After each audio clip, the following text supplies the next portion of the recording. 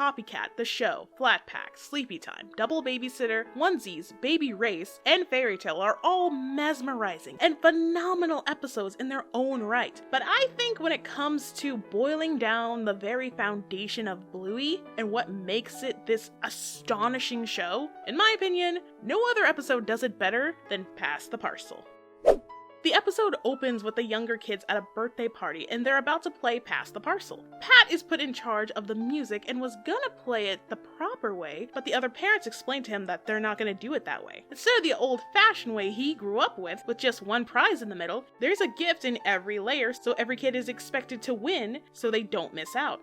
He tries hitting the children with the "when I was a kid" speech, but they weren't having it and just started playing their way. And from the looks of it, the kids seem to be enjoying it, while Lucky's dad thinks it's wrong. And that right there is one of the conflicts in this episode. Mainly Pat not wanting the kids growing up to be too soft from playing a game, especially from playing a game of chance, where instead of there only being one winner, they're all expected to win. And that's just not how life works, and that's what he tries to teach them at the next birthday party. Unfortunately, this nearly backfires, upsetting all of the children and their parents when Lucky's dad has them play the proper way. But it wasn't a complete waste, because when Jasper won, he was so excited that for his birthday, he insisted that they play Pass the Parcel by Lucky's dad's rules. The parents and the kids, aside from Jasper, weren't all too thrilled though. But as time went by, as shown through each kid's birthday card invite, the children start to enjoy playing by Pat's way. All except for Bingo, who wasn't having any fun until her friend Leela finally won.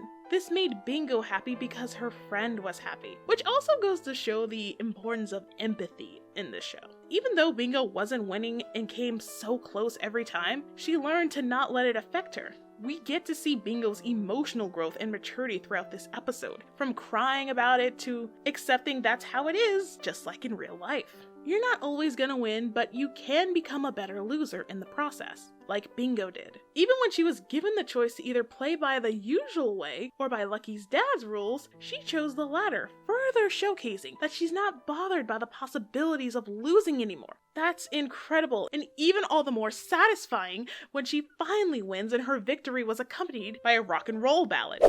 The music was so on point and just made this episode all the more impactful. As a series, one of Bluey's greatest strengths is its musical composition. A lot of people would point at the episode Dance Mode that best highlights this, but I think that's severely underselling Pass the Parcel, since each parent plays a variety of different music so the kids could play the game. It shows more than just music to dance to. There's chill folksy songs, spiraling pop that just drives you mad, upbeat techno, and righteous rock and roll music that helps set the tone and solidify the mood of each scene. Starting with the melodic strings of a fiddle or violin, which could also reflect the past of how Lucky's dad wanted to play the game, and ending with the strumming of a strong electric guitar and drums mirroring the modern age, the newest generation that are finding joys and sorrows in this game of old. Now that's just me overthinking it, but could you imagine? We just have to applaud Joff Bush and the rest of the team that are over music composition, because this is just,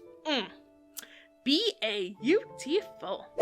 If I were to recommend Bluey to anyone, or pick out an episode that best sums up what the show has to offer, it definitely would be Pass the Parcel. While I understand that the parents didn't want to have their kids upset again by missing out, to be honest, the prizes that they won were admittedly kinda cheap. Stuff like candy, plastic bracelets, and pencils aren't that exciting compared to an octo water gun, remote-controlled aeroplane, a bubble shooter, and of course a birdie kite. The kids winning these smaller prizes could get mundane and feel less special with every win, because if you win all the time, it becomes less meaningful. You're not really struggling to achieve a goal or anything. You just expected something to get handed to you, which again, that's not how life works. After taking so many L's and finally winning big, it's such a rush of adrenaline and serotonin that you can't help but be proud and share it with others. This was the lesson Bingo learned, because while it does suck to lose, seeing those you care about win is what matters most. If I can't win, I'm glad that a loved one of mine could.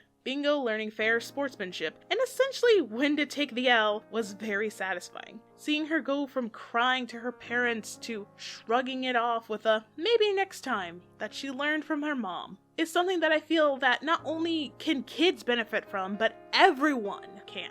Take this YouTube thing, for example. Not every video I post will be a 1 out of 10.